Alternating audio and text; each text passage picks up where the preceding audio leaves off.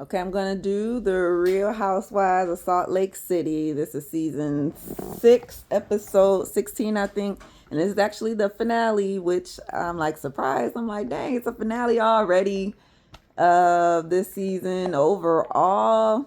Maybe a little bit underwhelming compared to like last season. Like, yeah, it was too much of this everybody versus Lisa and everybody versus Meredith.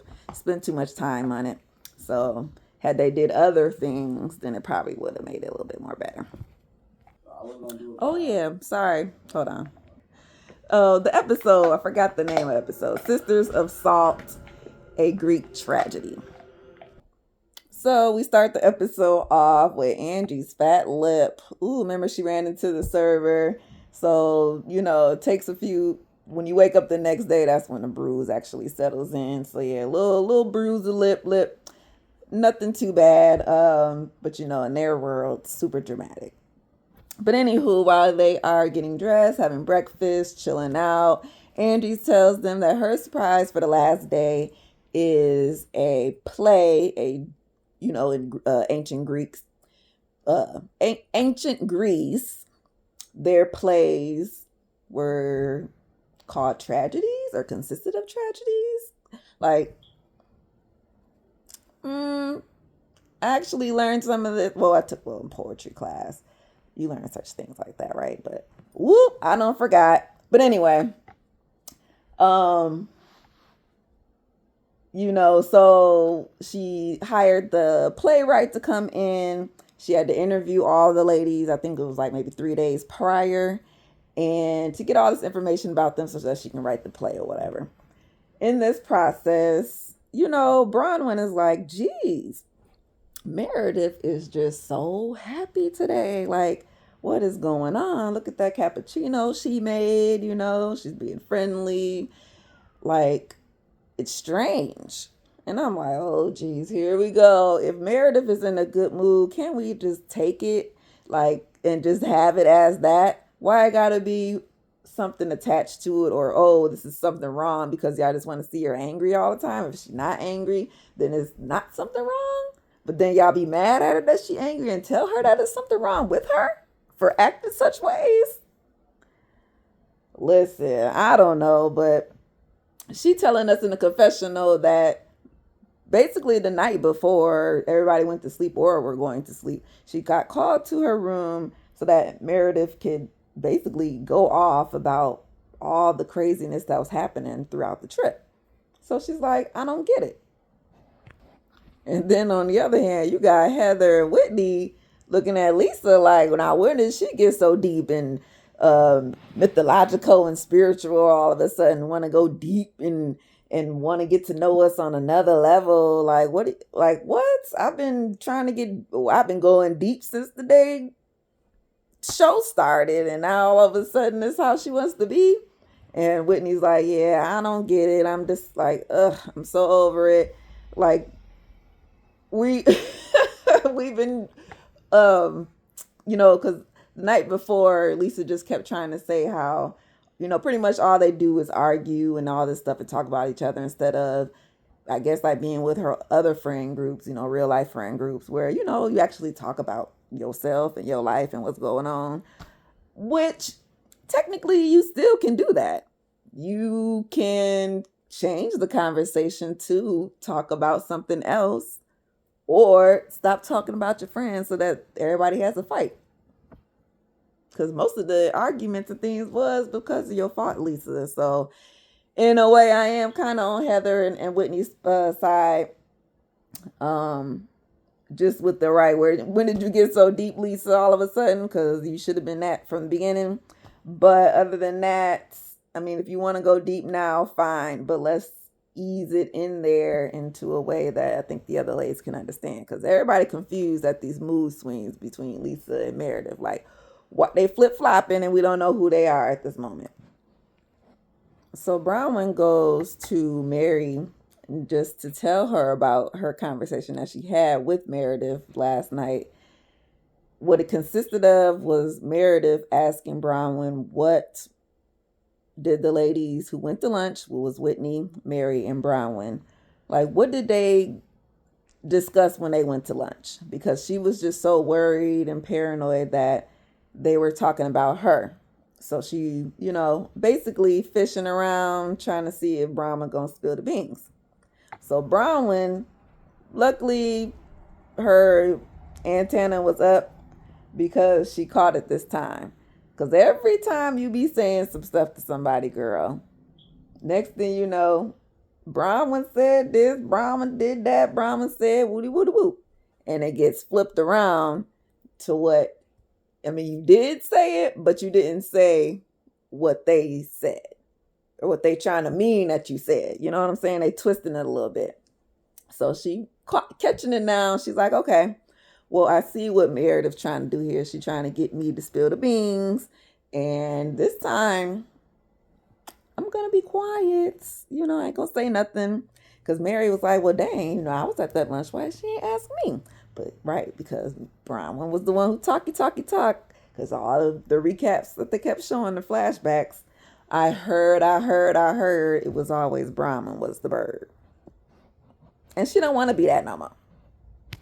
So, mind you, we are still at the house, just chilling, just hanging out, waiting for the play because it is the last day. I guess they really don't have nothing else to do. And Bronwyn decides to pull Meredith to the side here. And she's like, well, you know what? That conversation we had last night was a little bit uncomfortable for me because, you asked me what we talked about and who said what. And I'm just thinking that you trying to use me. And Meredith is like, girl, I did not say that. That's not what happened. You said that you were, I think, nervous or something about the play and what could be possibly come out from, in the play against you, and trying to give her peace of mind, to say like, oh, well, I mean, there have been some things from the ladies that, may or may not end up in said play, or may have not been discussed, whatever, with the ladies or amongst the ladies. So just trying to give her some type of, I guess, sense of ease going into it, so she's already mentally prepared for it, whatever it is. And Bronwyn's like, okay, see, this is where you lose me here, and this is where the frustration comes in, and this is why I'm getting hot up frustrated. She causing it passion right here because she raised her voice and was just trying to tell Meredith, yeah, like, honestly, I've been a good friend to you, and I see that you just using me to get information out of people, and you're weaponizing it because you're basically using it against me when all I'm trying to do is tell you these things to help you, not tell you these things just so that you can purposely go back and just, you know what I'm saying? Like, that's not how things go. You're not supposed to go back and just tell people, oh, well, she said this and she said that and this and that. You at least supposed to try to play it cool as to where, well, now I'm privy to said information. Now I know how to treat you, like that. But no, you just using it against me, and I'm feeling that you are the bad friend here, and I don't want to deal with it anymore because you're gaslighting me, you're all this, all that. And she gets up and walks away like, okay, I'm over it, and you can go find one of these other girls who could be loyal to you like I was, and you ain't, because I was the only one who was willing to do it. Which, girl, being new to the group, that was your choice. Say, listen, being new to the group, that was your choice. Her friend is supposed to be, her bestie is supposed to be Lisa. So technically, they should be doing the he said, she said crap. But they're doing it against you guys. So it is what it is. Meredith's like, whatever. What the hell is this? Now she's threatening me. You know how Meredith be. So the ladies get dressed and they go out to lunch to meet Angie's cousin. Ooh, what was his name? I kind of forgot his name there, but older guy. They're cousins because their dads are brothers. So, gives them some more of Angie's family, Angie's history, all that good stuff, stories, and ladies want to know, be nosy. But while we're doing all this, I think it was Whitney. She notices the mood change in Meredith. Listen, again, because this morning she was good, she was happy, she was making cappuccinos, but now, whoop, what happened? But she don't know is that her and Bronwyn had that conversation, so that's why she feeling all messed up in the head. Well, obviously Bronwyn's still bad too because they get into the van after the lunch with cousin, and they're asking them like basically what's going on, and she tells them, or well, Meredith just tells them about the conversation that they had. Whatever was said with Miss Last, she thinks I'm pumping her for information and trying to use her.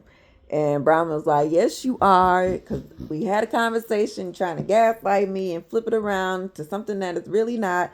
And you made me feel uncomfortable.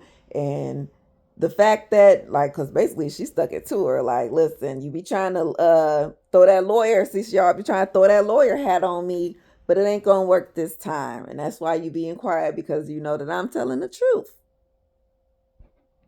As the ladies are getting dressed to go to the play, they all are trying to think and wonder, nervous, like, ooh, what are these girls gonna say about me? What are we gonna see about ourselves? Are we gonna like it? Are we gonna hate it?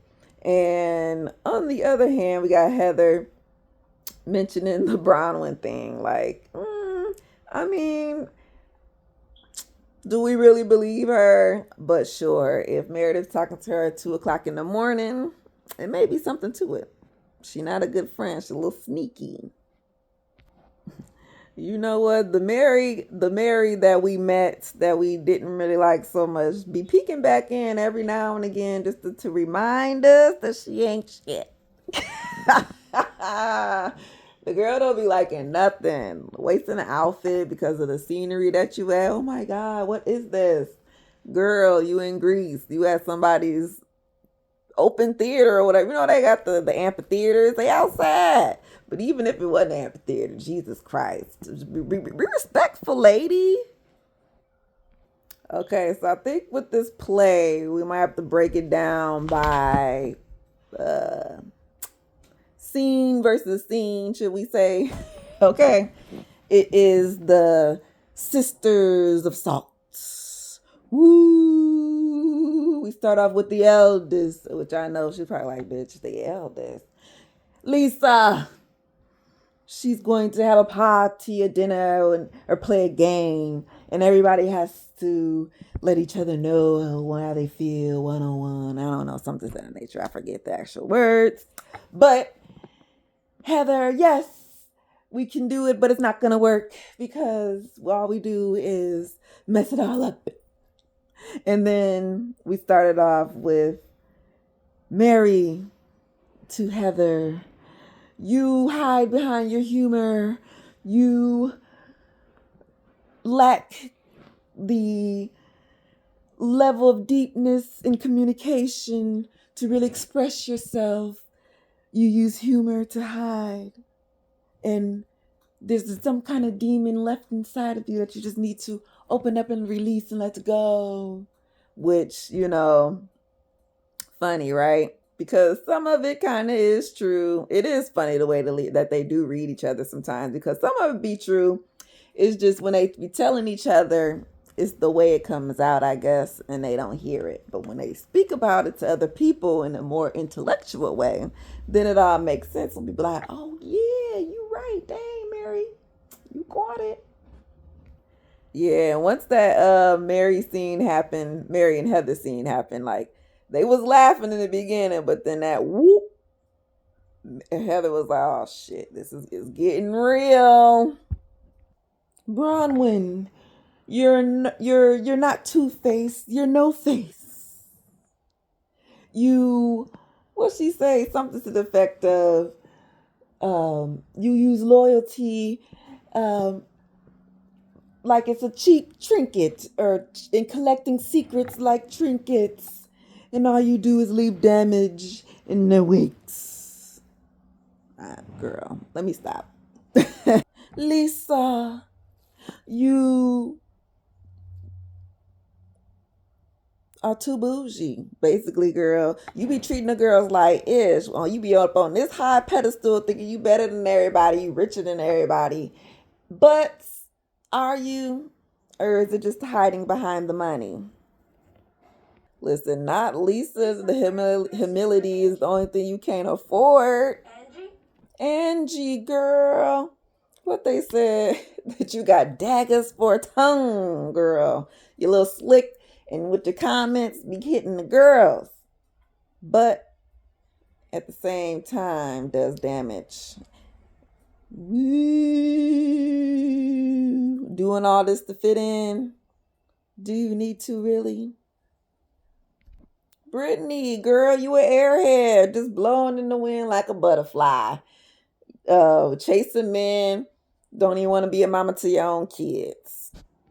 This is turned into a bit of a tragedy. I'm like, oh Lord, I didn't know she was really gonna write this like this. Mary, your tongues is like daggers too. Because using that Bible talk to try to cut people down, but then you don't be using that Bible talk, you be using that. It'd be like nice, nasty, but not even nice. It just be nasty. Girl, you need to fix that because the righteous humble. Basically, girl, stop using your Bible to beat up people. Whitney, they basically just called you a hoe. And I don't even know, like a loose woman just blowing in the wind, can't get two words out because don't nobody want to listen to her. She be trying to talk, but don't nobody be wanting to listen to her. Can't take her serious. I was like, was that the worst one? I was like, was that the worst read? Meredith was pretty much what they've been trying to tell her the whole time. Is like, girl, you hiding behind these semantics. Your behavior is unpredictable. We don't know if you're hot or if you're cold. You twist all our words and bend it to fit into what your narrative and try to tell us that we wrong. Yeah, they got you on the nose. Moral of the story is you are nothing without your sisters. They ended up wrapping it up with a toast. All the sisters take one last drink, but it was poison and they all fall. The end. I don't mean to laugh at her, but when the play is over, they're processing and saying how okay, they were spot on, I think. I think that we figured out the lesson. You're nothing without your sisters. You're nothing without the people you love. Things like that. Like we need each other. We are, we help mold who we are, right? And Bronwyn's face, because at some point in the play, she did have a tear. Okay. Because her segment probably wasn't the best either. I mean, not two-faced, but no-faced. Oof. But I still think Whitney got it the worst. I'm so, oh, Lord. And she said, I was mortified. I was like, what? But basically, Bronwyn was touched in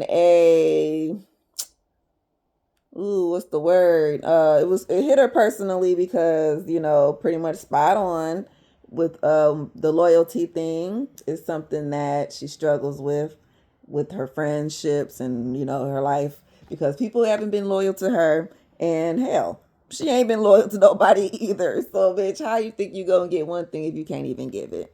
So she understands that, but then it's like, dang, I understand now. This is how y'all see me. But besides me, it was some other stuff said about y'all, and I think y'all might want to express your own feelings about this. But yeah, it was effed up. With Lisa, I mean, she was upset as well about her segment because the hiding behind her wealth, her rings and watches and things. For her, the show off is just the part of the accomplishment, right? You get that's the reward of your hard work, and she's worked so hard, to get these things. So why not? but I think she just didn't realize the way it comes off. You know what I'm saying? To people who don't have, or even to them, because they do act. I mean, it's not like they don't have, but girl, you be acting like we don't, and that be, you know what I'm saying? Like, Lisa, what the hell?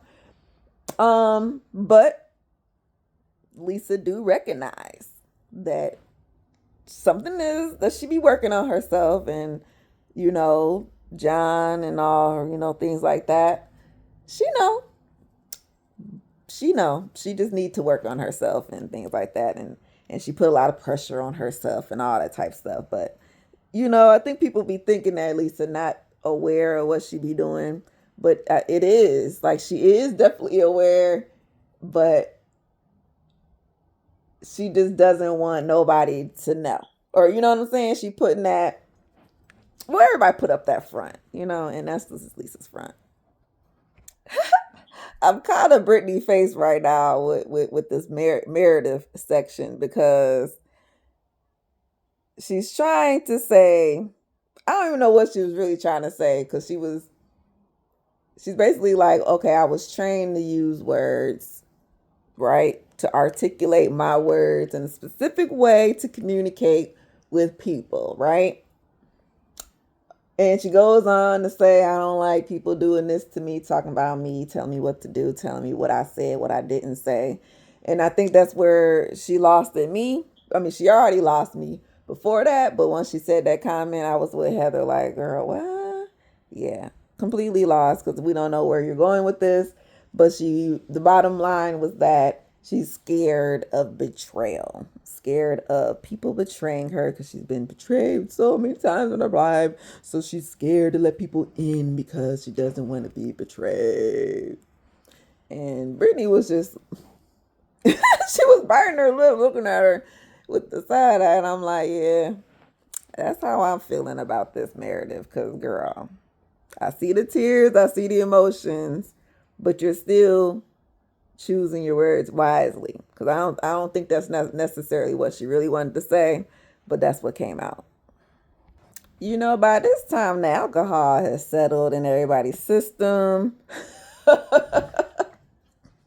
We're trying to hash it out, right? And the conversation after, they give Meredith her little kudos and big ups and support, Heather mentions, oh, well, I mean, see, this is what we're trying to talk about, like being real and everything, right? And opening up. You and Bronwyn, whatever y'all had earlier, like literally almost hijacked the dang whole day, because, the whole mood switching thing. And Bronwyn was just trying to explain what, her sides, to say like how it felt, or not really Bronwyn, but Heather saying how it felt that you were fishing for information. You were using her. It just seems so weird. Like, why 2 o'clock in the morning by yourself? Like things like that. And Whitney put her 2 cents in to say, like, yeah, like I was at the lunch and I'm hearing her side, I'm hearing your side, and that's what it sounded like to me. Like you just wanted to know what happened. So, do you want to know what happened? I can tell you. And here go Meredith. See, this is what I'm talking about. I'm opening up to you guys to be vulnerable. And this is what happens. You guys yell at me, you berate me, you come at me with lies. Like it just happened just now. Why are you not seeing this? And they're like, no, no, no, it's something different, girl. This is not it. This is it. See, this is what I'm talking about. I can't deal. So she gets up. I'm going to the bathroom. Yeah, okay. I see why this is the finale, but we could have kept it going after that. We definitely could have kept it going. But Meredith's like, what is going on here? At this point, I am over it, because whatever they said in that play, girl, it is not me. I don't hide behind no mask. I be straight up with y'all. Shoot, what the hell? And Lisa, girl, you are self-absorbed. And with Meredith, what are we doing? Like, literally, are we not just going to tell her that we think something's wrong? That we think that she's going through something? That we think that she needs some help? I'm like, what is going on? And they're like, but we're trying to tell. See, that's why I'm saying that the alcohol done settled in. Because once Heather get that, yeah. And she's like, I just don't understand it. We grown ass women. Like, what the fuck? What are we doing? Because, Mary don't cuss, y'all. Like, what are we doing? Are we supposed to be friends or we not friends? Like, we need to tell her that we think something's going on and she needs help, which I don't think she needs help. That's not what I think, but that's what y'all think, or at least the girls on the show. And while she's expressing herself like this, here come Meredith from behind. Okay, break it up, break it up. I heard enough, because she did. She heard you. What is the goal here? What are we doing? Here go Mary. Well, the goal is that we all think something wrong with you. We are all concerned for you. We think you are spiraling out of control, and we is concerned. And if you want to know what we talked about at that lunch, it was you and how we think it's something going on. So what's going on, Meredith? I can't believe they're really doing this like right now. If I was Meredith, yeah, I gotta go. I don't want to sit here and listen to y'all tell me that y'all think something wrong with me. I am just fine. There's nothing wrong with me. Do I get angry sometimes? Okay, yes, fine. Am I sad sometimes? Yeah. It's some stuff going on sometimes. It makes me sad. I have the weight on my shoulders. Y'all just don't understand. I gotta come in. I gotta leave this world better than what I came into it with. So here go Brown. Oh no, Whitney. She wanted to put her 2 cents in. Can I put my 2 cents in here? Because the behavior is very okay, let me stop. It's very reminiscent of what I've witnessed, with my dad growing up. So that's all I'm saying from my experiences, what I've seen. That's what my 2 and 2 was putting together to think that it was something wrong with you, okay, girl? So that was me, and that's what I was thinking. Here go Bronwyn. Well, sometimes when me and Ty be going through some things, I get sad, right? And when I get sad in these moments, you act a little different, a little irate, whatever. And, so we're your friends. And, when things like this happen, I like to talk it out and express myself or whatnot. So if it's something going on in the marriage, you can let us know. And she was like, girl, no, my marriage is just fine. Me and Seth love each other very much. Okay, very much. Thank you.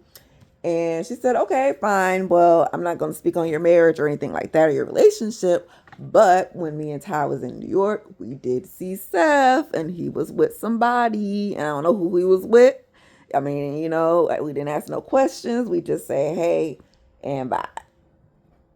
So the whole issue with Todd seeing Steph out with whoever, not knowing who they was and this and that in her marriage. This was the last straw for Meredith. She's like, I am going. I'm not about to deal with this. This is crazy. Here go her friend Lisa. Oh, are you serious? You're going to say something about her marriage? This is crazy. How could you?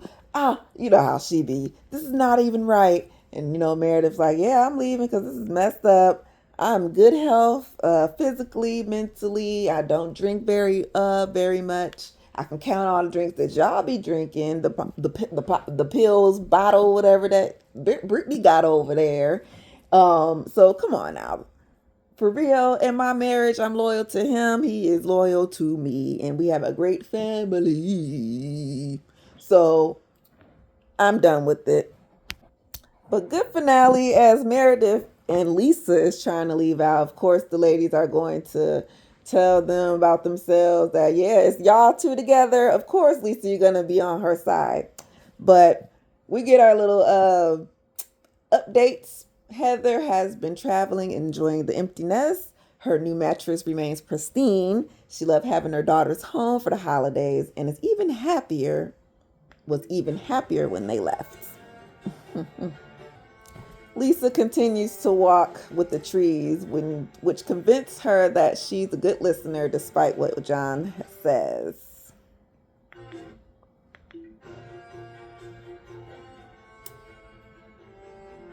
Go to the next thing. Oh, she was sad to learn buffalo mozzarella comes from the actual buffalo, not New York.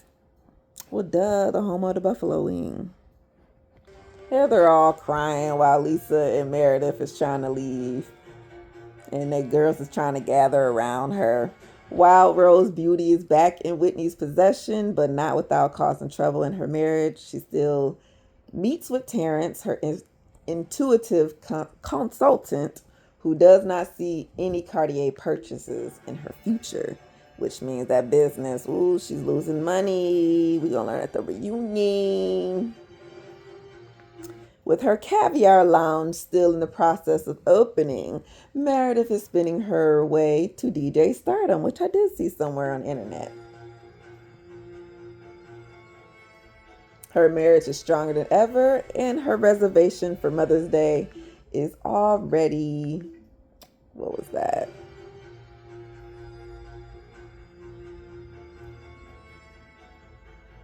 Oh, books next year.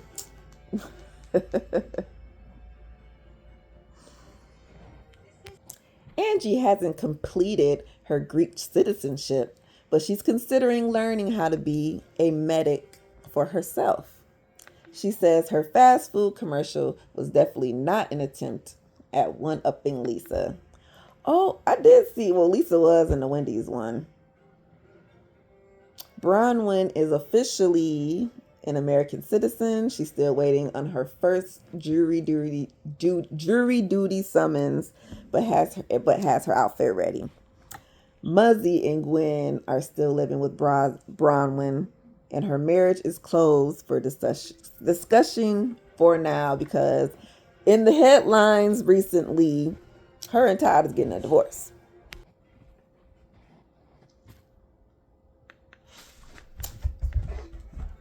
Which I need to hurry up with this because Tasha went to jail. Oh, Jesus Christ. Now my brother don't know what to do. Probably got caught driving with no license or something. I don't know. I ain't talked to him yet. Ugh.